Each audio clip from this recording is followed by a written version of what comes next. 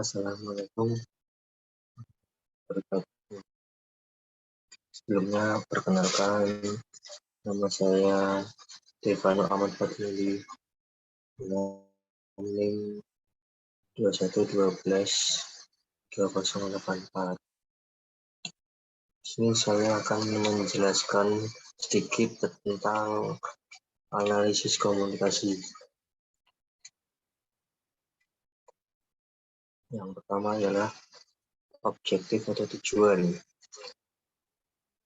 Tujuan pertama yaitu menunjukkan bagaimana definisi pribadi kita tentang komunikasi memengaruhi cara kita bertindak.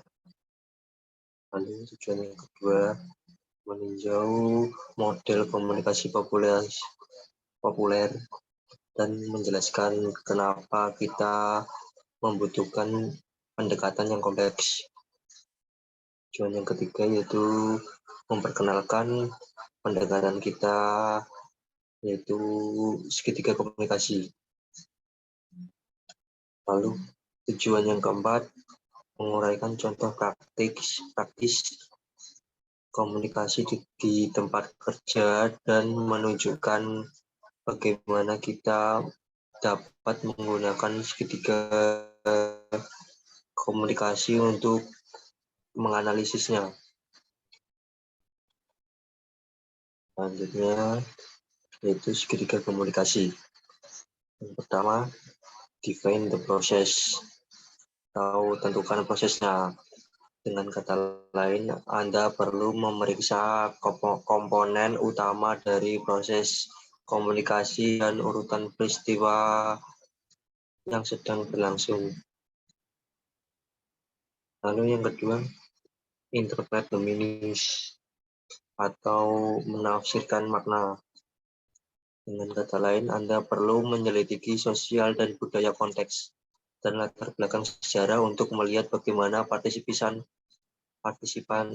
memaknai apa yang sedang terjadi. Lalu selanjutnya action plan.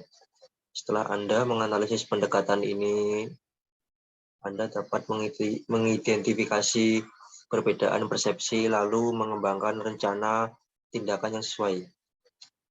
Selanjutnya, ini adalah model proses komunikasi, yaitu terdapat noise atau biasa disebut kebisingan.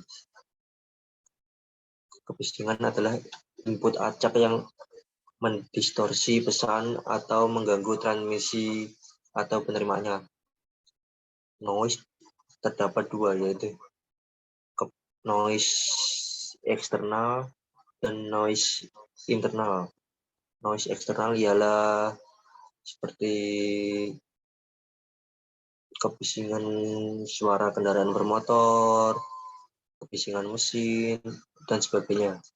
Lalu kebisingan internal atau noise internal ialah seperti gangguan di pikiran kita, seperti kita grogi saat berbicara, dan lain sebagainya. Lalu terdapat sumber informasi, transmitter atau encoder, channel, receiver atau decoder, dan destination.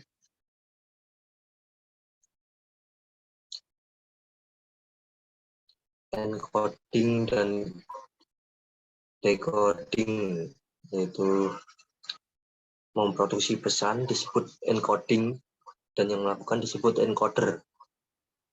Sedangkan kegiatan menangkap dan memberi makna pada pesan yang disampaikan disebut decoding dan pelaku yang melakukan disebut decoder.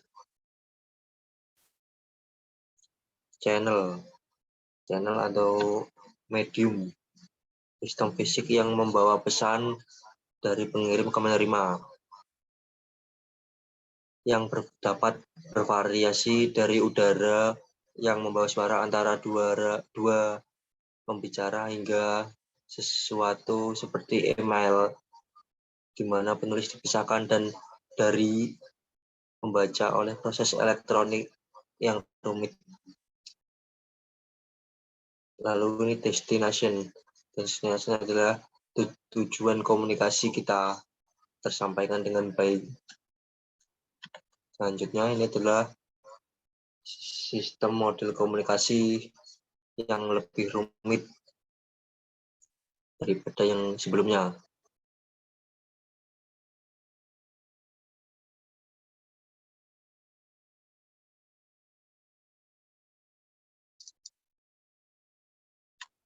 Ya, ini terdapat external information atau sumber informasi dari sumber luar, lalu masuk ke sender atau encoder. Lalu ini melalui channel atau medium pesan tersampaikan, dan ini masuk ke decoder atau receiver. Lalu receiver akan memberikan feedback kepada encoder. Ini terdapat personal background dan share background, yaitu antara sender dan receiver harus mengetahui latar belakang dari masing-masing lawan bicara. Lalu selanjutnya ini salah satu contohnya, sumber. Ini mediumnya pesan tersampaikan ke penerima, penerima melakukan feedback. Contoh 2, ini noise, dan pesan harus tersampaikan dengan baik dan memberikan feedback. Oke, terima kasih. Sekian dari saya. Assalamualaikum warahmatullahi wabarakatuh.